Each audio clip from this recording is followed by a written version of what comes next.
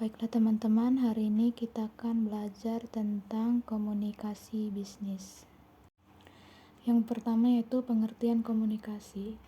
Komunikasi adalah proses pengiriman dan penerimaan pesan untuk membuat pesan yang dimaksud tersebut bisa tersampaikan dan dipahami.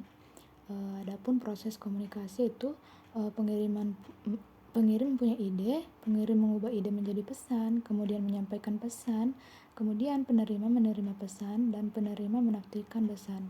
Nah, komunikasi bisnis adalah proses bagaimana informasi antara orang di dalam dan di luar bisnis berkomunikasi dengan efektif dan berinteraksi dan mencapai tujuan bisnis. Macam-macam model komunikasi. Model komunikasi itu ada dibagi menjadi 3, yaitu model komunikasi linear, model komunikasi dinamis atau interaktif, yang ketiga adalah model komunikasi transaksional. Nah, kalau dia komunikasi linear adalah komunikasi yang menyatakan bahwa komunikasi itu hanya berlangsung satu arah, sedangkan model komunikasi dinamis adalah model komunikasi yang mengacu pada komunitas dua arah dengan umpan balik. Yang ketiga adalah model komunikasi transaksional adalah suatu transaksi yang berarti bahwa komunikasi adalah proses komparatif di mana komunikator ikut menciptakan proses komunikasi sehingga mempengaruhi hasil dan efektivitasnya. Sedangkan bentuk-bentuk komunikasi terbagi menjadi 5 bentuk, yaitu yang pertama komunikasi intrapersonal. Komunikasi intrapersonal ini adalah komunikasi pada diri seseorang. Dalam proses ini ia menerima stimulus dari lingkungannya yang diterima oleh panca inderanya. Yang kedua adalah komunikasi interpersonal. Nah, kalau komunikasi interpersonal ini disebut juga dengan komunikasi antar pribadi, di mana komunikasi ini merupakan pertukaran pesan yang dilakukan oleh dua orang atau lebih secara kontak langsung dalam bentuk percakapan. Yang ketiga yaitu komunikasi kelompok. Komunikasi kelompok adalah komunikasi yang dilakukan minimal 3 orang atau lebih yang bertujuan untuk memberi informasi serta melakukan pemecahan masalah. Yang keempat adalah komunikasi organisasi. Nah, komunikasi organisasi ini merupakan komunikasi antar manusia yang terjadi dalam sebuah organisasi, bisa berlangsung secara formal ataupun non-formal yang diikat oleh sebuah sistem. Yang kelima yaitu komunikasi massa. Nah, komunikasi massa ini merupakan proses komunikasi di mana suatu organisasi media membuat dan menyebarkan pesan kepada khalayak secara luas. Yang menjadi tujuan komunikasi bisnis adalah mengubah sikap, pendapat, perilaku, dan sosial. Nah, komunikasi bisnis dapat merubah sikap atau pendapat dan perilaku seseorang hingga sosial masyarakat seseorang sesuai dengan informasi yang disampaikan oleh pemberi informasi. Sehingga pada hakikatnya, komunikasi bertujuan menyampaikan suatu informasi yang dapat dimengerti oleh orang lain. Informasi tersebut kemudian diharapkan menghasilkan umpan balik berupa perubahan positif dari si penerima informasi.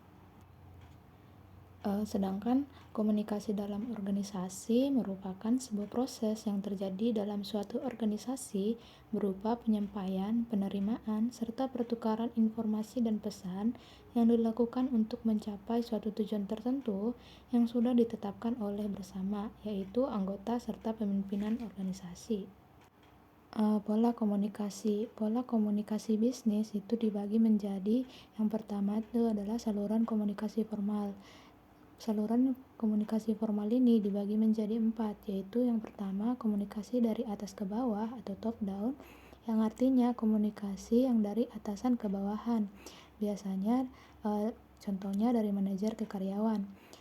Yang kedua adalah komunikasi dari bawah ke atas. Berbeda dengan dari atas ke bawah, komunikasi dari bottom up ini adalah komunikasi yang datang dari bawahan ke atasan, biasanya bersifat suatu laporan. Yang ketiga adalah komunikasi horizontal. Nah, komunikasi horizontal ini dilakukan pada tingkatan atau jabatan yang sama. Komunikasi ini biasanya bersifat lebih santai atau formal. Yang keempat adalah komunikasi diagonal. Nah, komunikasi diagonal ini biasanya dilakukan antar tingkatan.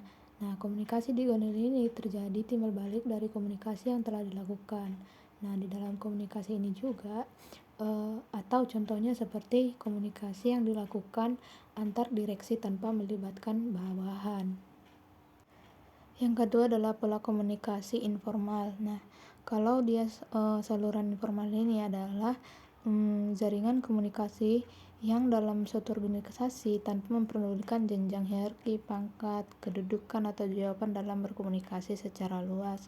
Jadi biasanya topik dalam komunikasi informal ini bisa membicarakan tentang kesukaan, keluh kesah dalam pekerjaan, atau sekedar rencana teman kerja. Kemudian jenis-jenis komunikasi. Yang pertama adalah komunikasi internal. Nah, komunikasi internal ini merupakan salah satu komunikasi bisnis yang bersifat internal. Dalam hal ini dimaksudkan bahwa komunikasi ini terjadi dalam sebuah organisasi atau perusahaan. Jadi yang terlibat dalam komunikasi ini hanyalah anggota dari organisasi ataupun perusahaan tersebut. Yang kedua adalah komunikasi eksternal. Komunikasi eksternal biasanya juga disebut dengan komunikasi antar bisnis.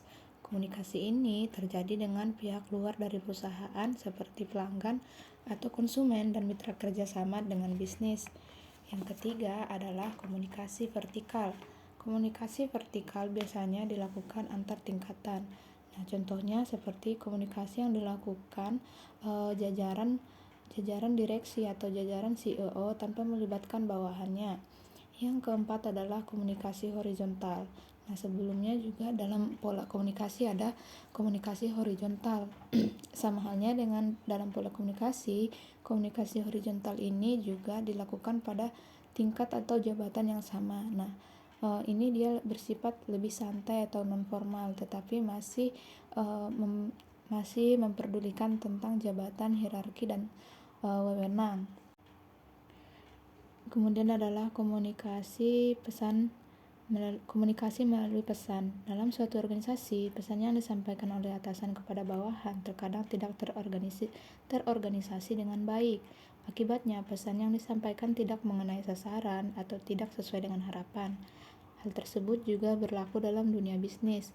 Pengirim yang berlaku seperti atasan perlu melakukan persiapan seperti perencanaan pesan bisnis yang ingin disampaikan dengan baik.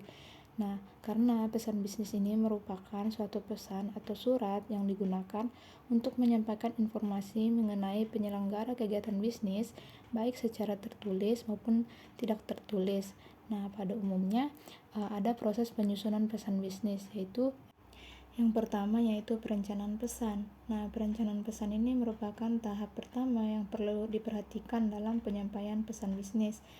Nah, tahapnya itu perlu memperhatikan beberapa hal penting yang mendasari dari suatu pesan yang ingin dikomunikasikan. Seperti yang pertama itu penentuan tujuan, yang kedua analisis audiens, yang ketiga penentuan ide pokok, yang keempat itu pemilihan saluran dan media.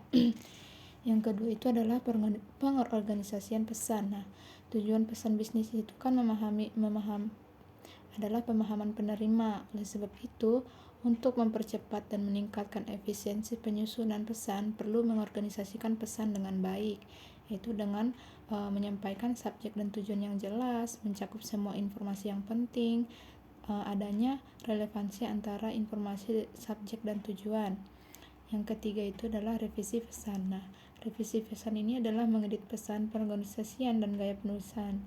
Nah, revisi pesan ini juga sering menemukan istilah menyunting pesan.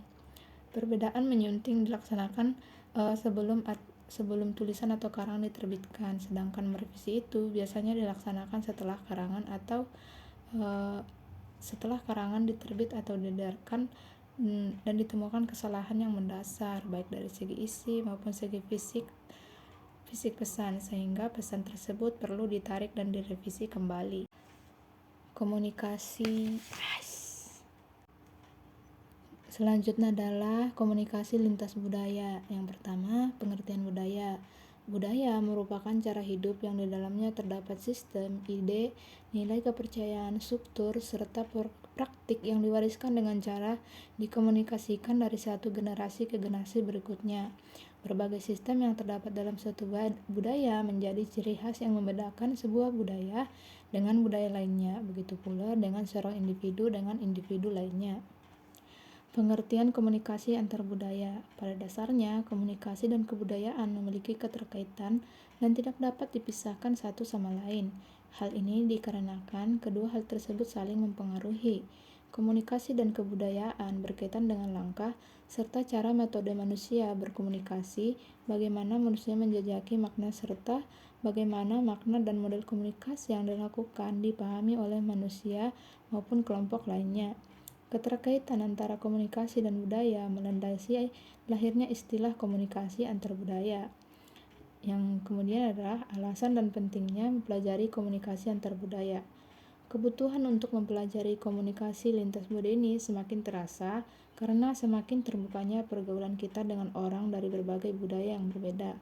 Di samping kondisi bangsa Indonesia yang sangat majemuk dengan berbagai ras, suku bangsa, agama, latar belakang pendidikan dan sebagainya. Hambatan dalam komunikasi antar budaya. Nah, hambatan komunikasi atau communication barrier adalah segala sesuatu yang menjadi penghalang untuk terjadinya komunikasi yang efektif. Perbedaan budaya sendiri merupakan salah satu faktor penghambat dalam komunikasi antar budaya. Karena hambatan tersebut juga sering disebut sebagai hambatan komunikasi antar budaya. Sebagai hambatan dalam proses komunikasi yang terjadi karena adanya perbedaan budaya antara komunikator dan komunikan. Adapun faktor hambatan komunikasi antar budaya yang sering terjadi antara lain seperti fisik, budaya, persepsi, motivasi, pengalaman, emosi, bahasa, nonverbal ataupun nonverbal. Yang pertama adalah budaya membentuk karakteristik. Menurut Cane dan Martin, salah satu faktor hambatan dalam komunikasi antar budaya adalah budaya itu sendiri. Yang kedua adalah kebiasaan yang membentuk persepsi. Menurut Cane dan Martin juga, hambatan komunikasi yang dilatar belakangi oleh persepsi muncul karena setiap orang memiliki persepsi yang berbeda-beda akan suatu hal, sehingga dalam pengertian sesuatu, setiap budaya akan memiliki persepsi yang berbeda-beda. Yang ketiga itu dari sudut pandang yang berbeda. Menurut Cane dan Martin pada tahun 2004 mengungkapkan hambatan yang dilatar belakangi oleh pengalaman masing-masing individu terjadi karena setiap individu tidak memiliki pengalaman hidup yang sama sehingga akan memiliki persepsi atau konsep berpikir yang berbeda saat melihat sesuatu. Yang keempat yaitu karena bahasa dan komunikasi antar budaya. Cane dan Martin mengungkapkan bahwa hambatan komunikasi berupa bahasa akan terjadi apabila si pengirim pesan dan penerima pesan menggunakan bahasa yang berbeda atau menggunakan kata-kata yang tidak dimengerti penerima pesan. Yang kelima adalah perilaku nonverbal mempengaruhi komunikasi. Nah, perilaku nonverbal itu ternyata dapat mempengaruhi komunikasi seseorang. Contohnya kita mempunyai klien yang warga Amerika, sedangkan kita adalah warga Indonesia. Nah, warga Amerika ini menggunakan pakaian berupa kemeja kasual yang terkadang sangat rapi, sedangkan kita warga Indonesia biasanya terlalu bersikap santai dengan memakai baju kaos yang kasual. Nah, karena kita memakai baju tersebut yang kita merasa nyaman, sehingga warga Amerika atau partner kita yang orang Amerika merasa tidak dihargai dengan penampilan baju kita yang sederhana, sedangkan mereka sudah mempunyai persiapan kemeja yang biasa mereka pakai sehari-hari. Nah, karena ini bisa mempengaruhi komunikasi karena budaya yang berlaku di negara kita sendiri. Selanjutnya adalah etika komunikasi bisnis melalui teknologi. Nah, ada beberapa hal yang harus kita terapkan dalam menggunakan teknologi. Yang pertama yaitu menggunakan teknologi untuk hal yang bermanfaat. Yang kedua adalah tidak membajak, menyalin atau menggunakan tanpa seizin pemilik hak paten atau hak cipta. Nah, karena hak cipta itu adalah hak eksklusif bagi pencipta atau penerima hak untuk mengumumkan atau memperbanyak ciptaannya. Yang ketiga adalah tidak menggunakan perangkat lunak untuk suatu kejahatan. Yang keempat, tidak memasukkan atau menyebarkan hal-hal yang bersifat pornografi, kekerasan, dan lain-lainnya. Yang kelima itu tidak merugikan orang lain. Yang keenam, menjunjung tinggi hak atas kekayaan intelektual atau haki, misalnya mencantumkan URL WhatsApp yang menjadi referensi tulisan kita baik di media cetak ataupun media elektronik. Selanjutnya adalah peran teknologi informasi melalui internet di dalam komunikasi bisnis. Nah, pengguna internet dalam bisnis berubah dari fungsi sebagai alat untuk pertukaran informasi secara elektronik menjadi alat untuk aplikasi strategi bisnis seperti pemasaran, penjualan, dan pelayanan pelanggan. Pemasaran di internet cenderung menembus sebagai rintangan batas bangsa dan tanpa aturan-aturan yang baku. Sedangkan pemasaran konvensional, barang mengalir dari partai-partai besar melalui pelabuhan laut, pakai kontainer, distributor, lembaga penjaminan, importir, dan lembaga bank. Nah, pemasaran konvensional lebih banyak yang terlibat dibandingkan pemasaran lewat internet. Pemasaran di internet sama dengan direct marketing, di mana konsumen berhubungan langsung dengan penjual walaupun penjual berada di luar negeri. Nah, internet mendukung komunikasi dan kerjasama global antara pegawai konsumen, penjual, dan rekan bisnis yang lain. Internet memungkinkan orang dari organisasi atau lokasi yang berbeda bekerja sama sebagai satu tim virtual untuk mengembangkan, memproduksi, memasarkan, dan memelihara produk untuk pelayanan. Nah, dengan internet juga memungkinkan aplikasi elektronik komersil dapat digunakan pada jaringan global dan biasanya dilengkapi dengan aplikasi pemrosesan pesan secara online. Nah, akibatnya internet pemasaran terdapat perusahaan, produk, dan pelayanan menjadi proses yang interaktif saat ini. Nah, situs web perusahaan bukan hanya sekedar menyajikan katalog produk dan media promosi, melainkan digunakan untuk berdialog, berdiskusi, dan berkonsultasi dengan konsumen secara online, sehingga konsumen dapat dilibatkan secara langsung dalam perancangan, pengembangan, pemasaran, dan penjualan produk. Komunikasi melalui surat bisnis. Nah, pembagian surat bisnis itu ada menjadi beberapa golongan. Yang pertama adalah penggolongan surat menurut isinya. Yang pertama itu adalah surat dinas pemerintah, surat yang dibuat oleh badan pemerintah yang isinya berkaitan dengan pesan dinas. Yang kedua adalah surat bisnis. Surat bisnis adalah surat yang dibuat oleh organisasi yang mencari keuntungan dengan kegiatan transaksi. Yang ketiga adalah surat sosial. Surat sosial ini adalah surat yang lahir dari aktivitas bisnis maupun kedinasan yang isinya tidak berkaitan langsung dengan urusan bisnis. Biasanya surat sosial ini berfungsi membangun citra nama baik sebuah perusahaan sebagai partner. Nah, yang keempat adalah surat legal. Surat legal adalah surat-surat yang memiliki kekuatan hukum. Surat ini biasanya berkaitan dengan kegiatan bisnis, dinas, maupun pribadi. Yang kelima adalah surat pribadi. Surat pribadi adalah surat yang dituliskan oleh seseorang kepada orang lain yang isinya berupa pesan pribadi dan bukan untuk kepentingan organisasi atau urusan resmi. Yang kedua, penggolongan surat menurut tujuannya. Secara garis besar dibagi menjadi surat informatif dan surat persuasif. Yang ketiga adalah penggolongan surat menurut wujudnya. Kita dapat mengenalnya dengan surat bersampul, kartu pos, warkat, telegram, email, dan sebagainya. Yang keempat adalah penggolongan surat menurutkan besarnya audien atau orang yang dituju.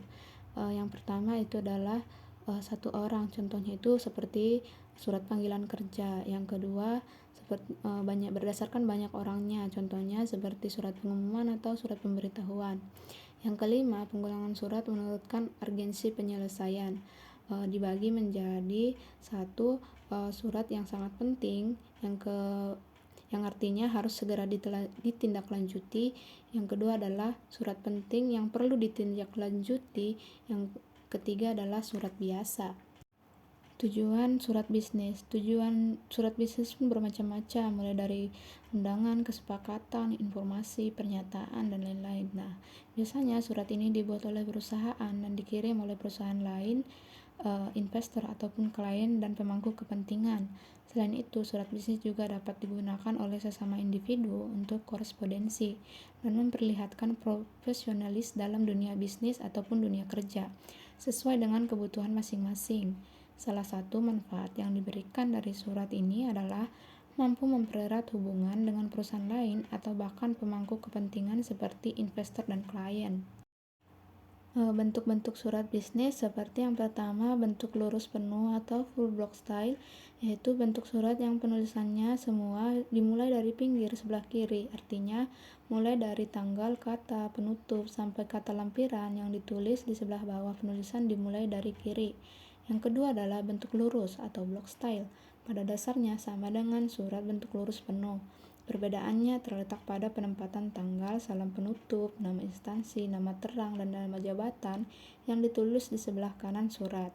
Yang ketiga adalah bentuk setengah lurus atau semi block style. Sebenarnya sama dengan bentuk surat lurus. Perbedaannya terletak pada penulisan isi surat dan setiap alinea baru mencorak masuk ke dalam. Pada praktiknya, surat dengan bentuk ini banyak dipergunakan oleh perusahaan. Yang keempat adalah bentuk lekuk atau indented style, yaitu penulisan pada surat tidak rata dan berbentuk seperti tangga, dan setiap alinea baru menjorok ke dalam. Yang kelima adalah bentuk menggantung atau hanging paragraph. Sebenarnya juga sama dengan surat bentuk lurus. Perbedaannya hanya pada penulisan alamat dan alineanya. Setiap alinea ditulis rata kiri, sedangkan baris berikutnya menjorok ke dalam. Selanjutnya adalah proposal dan laporan. Pengertian proposal. Proposal merupakan salah satu bentuk laporan yang bersifat khusus. Proposal adalah sebuah rencana atau rancangan aktivitas, baik berkenaan dengan penawaran produk dan layanan yang diberikan, maupun penawaran kerjasama yang disusun secara persuasif dan dikomunikasikan kepada pihak lain. Macam-macam dan fungsi proposal. Yang pertama, macam-macam proposal. Yang pertama itu adalah proposal internal. Proposal internal pada dasarnya ditujukan kepada manajemen dalam suatu organisasi atau perusahaan. Proposal ini biasanya digunakan untuk meminta persetujuan atas suatu aktivitas yang dirancangkan dalam proposal tersebut, baik berkaitan dengan jenis atau bentuk kegiatan, pendanaan, dan waktu pelaksanaan. Yang kedua adalah proposal eksternal. Proposal ini pada dasarnya ditunjukkan kepada pihak di luar organisasi, baik pemerintah maupun swasta. Biasanya meliputi permohonan bantuan dana, kerjasama, investasi, penjualan produk barang atau jasa, dan sebagainya. Yang ketiga, proposal yang diminta atau solicited proposal. Proposal yang diminta adalah merupakan proposal yang diminta oleh pihak yang memberikan aktivitas bisnis. Berkaitan dengan hal ini, biasanya sudah ditentukan bentuk kegiatan dan segala persyaratan yang diperlukan. Yang keempat adalah proposal yang tidak diminta atau unsolicited proposal. Proposal ini pada dasarnya merupakan penawaran bentuk kegiatan bisnis kepada pihak lain. Berbeda dengan proposal yang diminta, dalam proposal ini biasanya hal atau kegiatan yang ditawarkan belum tentu sudah dimengerti oleh calon penerima proposal atau klien. Sedangkan fungsi proposal pada dasarnya sebagai sarana komunikasi tertulis yang digunakan untuk mendapatkan aktivitas baru untuk meningkatkan hubungan bisnis. Efektivitas proposal. Proposal yang efektif tentu akan dilihat dari diterima usulan atau tawaran yang disampaikan dalam proposal itu oleh penerima proposal tersebut, dan penerima tawaran mau melakukan apa yang diharapkan pihak yang mengajukan proposal tersebut, baik dalam bentuk kerjasama saat membuka usaha bersama, menjadi sponsorship, maupun bentuk jalinan kerjasama satu dengan yang lain. Salah satu upaya untuk mendukung efektivitas proposal adalah memperhatikan hal-hal yang penting yang harus tertuang dalam proposal tersebut, seperti penjelasan mengapa kegiatan itu dilakukan, siapa saja yang akan terlibat dalam aktivitas itu, berapa biaya yang diperlukan, dan apa manfaat yang akan diperoleh bagi pihak penerima. Struktur proposal. Secara garis besar, struktur proposal bisnis terdiri dari yang pertama pendahuluan. Dan pendahuluan ini hendaknya diuraikan latar belakang persoalan yang menjadi fokus kegiatan yang akan dilakukan, manfaat dan urgensinya bagi pihak penerima. Yang kedua adalah isi proposal atau inti. Nah, pada bagian ini pada dasarnya menguraikan secara detail berkaitan dengan hal yang ditawarkan, mulai dari bentuk kegiatan, tujuan, keunggulan, biaya yang diperlukan, hak dan kewajiban penerima proposal, sampai dengan manfaat yang diperoleh penerima proposal. Yang ketiga adalah bagian penutup. Bagian ini pada dasarnya berisi penegasan kembali mengenai isu dan solusi kegiatan atau produk yang ditawarkan kepada pihak penerima. Menurut Courland dan John V. Thiel tahun 2008 pada halaman 147 dikatakan bahwa bagian penutup sebuah proposal merupakan bagian terakhir untuk sekali lagi membujuk atau mempersuasi bagi pihak penerima proposal. Yang kedua adalah laporan. Bentuk Pengertian laporan. Laporan adalah suatu pesan-pesan yang objektif, tersusun teratur, yang digunakan untuk menyampaikan informasi dari suatu organisasional atau dari suatu institusi ke lembaga yang lain untuk membantu pengambilan keputusan atau pemecahan masalah. Selanjutnya adalah fungsi laporan. Menurut Joko Purwono, laporan memiliki beberapa fungsi, yaitu satu, untuk memonitoring dan mengendalikan operasional. Dengan adanya laporan, maka dapat digunakan sebagai alat untuk memonitoring dan mengendalikan kegiatan atau program bisnis yang sedang dilakukan. Yang kedua adalah untuk memantau secara formal implementasi kebijakan-kebijakan dan prosedur-prosedur yang telah ditetapkan perusahaan. Dalam aktivitas bisnis, hubungan atau interaksi yang terjadi lebih diwarnai hubungan formal. Salah satu bentuk komunikasi formal tersebut adalah penyampaian laporan. Yang ketiga adalah untuk memenuhi persyaratan hukum dan peraturan-peraturan yang berlaku bagi perusahaan. Laporan sangat penting terutama untuk mengantisipasi persoalan yang berhubungan dengan hukum. Yang keempat adalah untuk mendokumentasi prestasi kerja yang diperlukan baik internal maupun eksternal. Nah, laporan juga berfungsi sebagai alat bukti atau dokumen bagi aktivitas bisnis perusahaan yang bersangkutan. Dengan adanya laporan, maka dapat digunakan untuk melihat maju mundurnya atau perkembangan aktivitas bisnis ataupun prestasi kerja secara personal maupun organisasi. Pedoman membuat laporan yang baik. Ada beberapa pedoman yang membuat laporan menjadi laporan yang baik. Yang pertama adalah informasi yang dibuat adalah informasi yang akurat. Yang kedua adalah isinya menunjukkan suatu kepentingan dan pertimbangan penulis yang baik atau yang keputusan yang baik. Laporan tidak hanya untuk kepentingan internal yang hanya dibaca oleh pihak yang ada di lingkungan perusahaan, tapi juga eksternal, yaitu laporan yang dibaca oleh pihak lain. Maka oleh karena itu, informasi harus perlu dipertimbangkan. Yang ketiga adalah format gaya dan organisasi atau susunannya harus sesuai dengan kebutuhan pembaca, yaitu berdasarkan siapa yang membuat laporan, apa subjek yang dimasukkan ke dalam laporan tersebut, kapan laporan akan dibuat, kemana laporan akan dikirim, dan mengapa laporan itu dibuat. Teknologi dalam komunikasi. Dalam dunia bisnis, teknologi informasi memiliki peran yang sangat penting di kalangan pengusaha besar maupun kecil, karena adanya sebuah tuntutan pasar pada saat ini yang berubah mengikuti zaman dan dituntut untuk mengikuti perubahan tersebut. Maka diharuskan untuk memahami teknologi informasi karena akan berpengaruh untuk kedepannya. Pengaruh sistem informasi terhadap seorang pengusaha dalam bisnisnya ini dapat membantu segala jenis bisnis dalam meningkatkan efisiensi dan efektivitas proses bisnis yang dijalankan dan mengambil keputusan manajerial. Selanjutnya adalah teknologi dalam komunikasi bisnis tertulis. Komunikasi tertulis adalah satu bentuk komunikasi yang paling umum digunakan dalam kehidupan sehari-hari. Komunikasi tertulis dapat dilakukan dalam berbagai bentuk seperti surat, laporan, memo, email, dan sebagainya.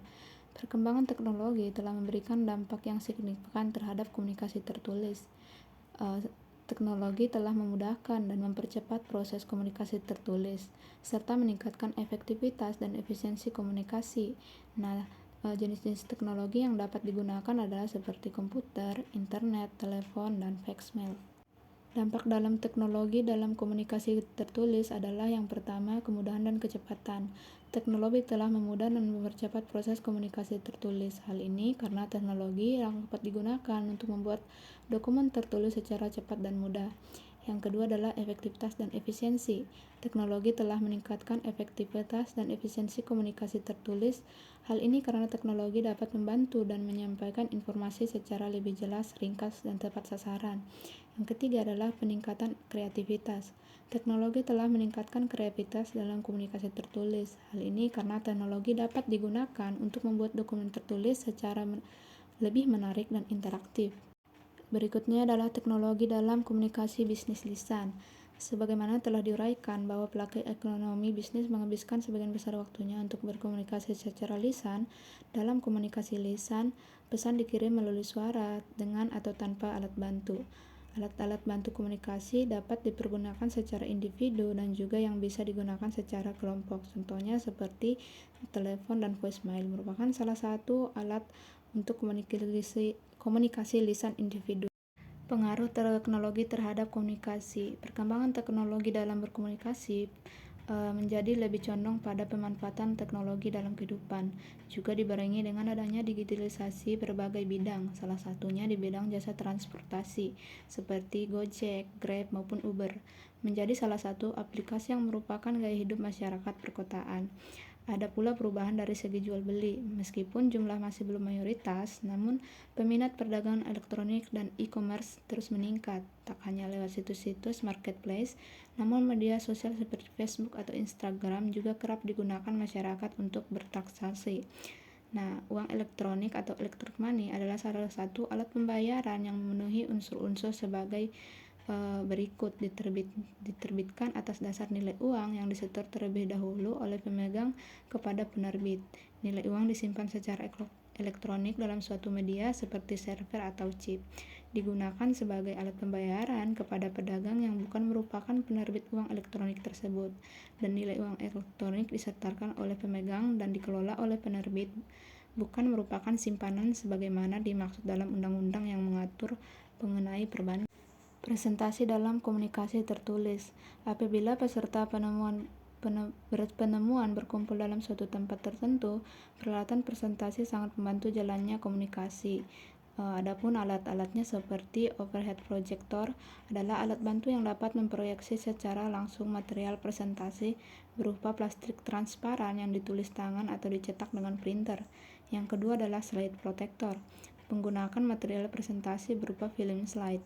Yang ketiga, direct proyektor yang dapat memproyeksikan plain paper secara langsung tanpa harus dikopi terlebih dahulu ke plastik transparan. Baik teman-teman, sekian pembelajaran kita hari ini. Semoga apa yang saya sampaikan dapat bermanfaat bagi saya dan teman-teman semuanya. Bye-bye.